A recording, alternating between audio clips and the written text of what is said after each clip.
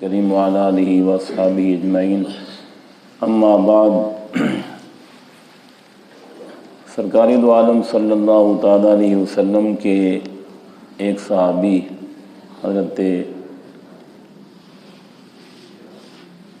ابن سلمان رضی اللہ عنہ روایت کرتے ہیں کہ نبی کریم صلی اللہ علیہ وآلہ وسلم کے ایک صحابی نے یہ روایت فرمائی، قال لما فتحنا خیبر اخرجوا غنائمهم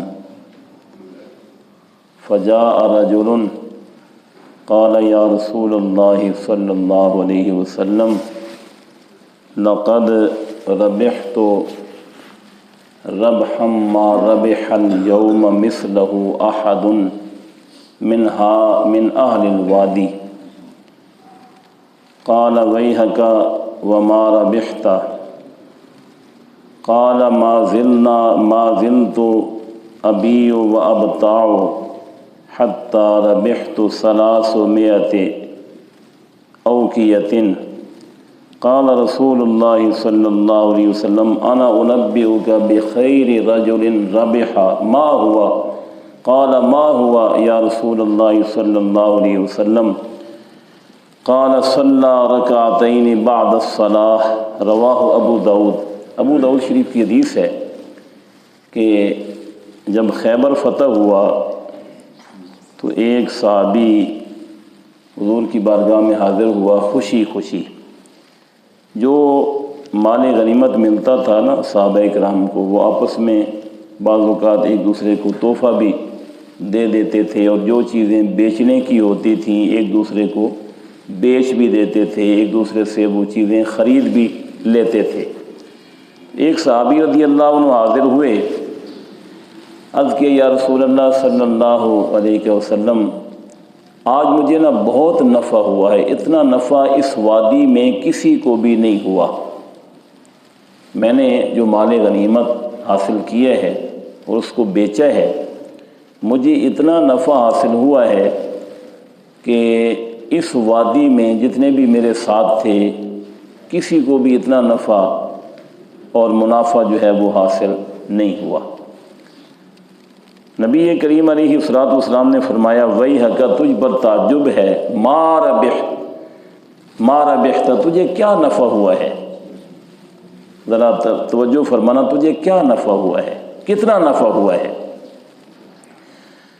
قال زلت ابیع وابتاع، اس نے عرض کی یا رسول اللہ میں چیزیں نکالتا رہا بیچتا رہا، حتی ربحت 300 اوقیۃ، میں چیزوں کو بیچتا رہا اپنے مال غنیمت میں سے اور مجھے نفع حاصل ہوتا رہا، یہاں تک کہ 300 اوقیہ سونا جو ہے نا، 300 اوقیہ سونا مجھے حاصل ہو گیا نفع میں۔ یہ کئی کلو سونا بنتا ہے، 300 اوقیہ سونا جو ہے نا یہ کئی کلو سونا بنتا ہے، تولہ نہیں، یہ 2 تولے یا 4 تولے نہیں، کئی کلو سونا بنتا ہے۔ مجھے 300 اوقیہ سونا جو ہے نا وہ نفع میں حاصل ہوا ہے، اس وجہ سے وہ ظاہری طور پر بہت خوش تھے۔ تو قال رسول اللہ صلی اللہ علیہ وسلم انا انبئک بخیر رجل ربح، میں تجھے اس شخص کے بارے میں بتاتا ہوں جس کو تجھ سے بھی زیادہ نفع حاصل ہوا ہے۔ جی ظاہری طور پر تو اس کو بہت زیادہ نفع حاصل ہوا تھا، 300 اوقیہ سونا، کئی کلو سونا جو ہے وہ اس کو خرید و فروخت میں حاصل ہو گیا، لیکن نبی کریم علیہ الصلوۃ والسلام نے فرمایا کہ میں تجھے اس شخص کے بارے میں بتاتا ہوں، اس آدمی کے بارے میں بتاتا ہوں جس کو تجھ سے زیادہ نفع حاصل ہوا ہے۔ قال ما ہوا یا رسول اللہ صلی اللہ علیہ وسلم؟ اس نے عرض کی یا رسول اللہ صلی اللہ علیہ وسلم وہ کون سا شخص ہے؟ حالانکہ اس نے عرض کیا تھا کہ حضور جتنا نفع مجھے حاصل ہوا ہے نا، اتنا نفع اس وادی میں کسی کو بھی حاصل نہیں ہوا، لیکن نبی کریم علیہ السلام نے فرما دیا کہ ایک شخص ایسا بھی ہے جسے تجھ سے بھی زیادہ نفع حاصل ہوا ہے، تو وہ حیران ہو گیا، تو اس نے عرض کیا ما ہوا یا رسول اللہ صلی اللہ علیہ وسلم، وہ کون شخص ہے؟ تو نبی کریم علیہ السلام نے فرمایا صلی رکعتین بعد الصلاۃ، جس نے فرض نماز پڑھنے کے بعد صرف 2 رکعت نماز پڑھی نا، اس کو تجھ سے زیادہ نفع حاصل ہوا۔ بات ختم۔ جس نے فرض نماز کے بعد 2 رکعت نماز پڑھی ہے نا، اس کو تجھ سے زیادہ نفع حاصل ہوا ہے۔ اب مجھے بتائیے کہ فرض نماز کا مقام کتنا ہوگا؟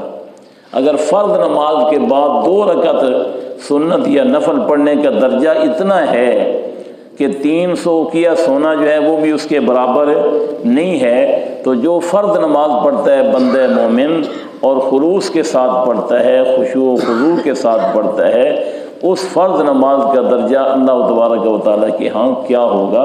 ہمیں نماز کی جو فضیلت ہے، ہمیں نماز کی جو اہمیت ہے، اس کا صحیح معنوں میں علم ہی نہیں ہے کہ ہم کون سی عبادت کر رہے ہیں اور اس عبادت نے ہمیں کہاں تک پہنچانا ہے۔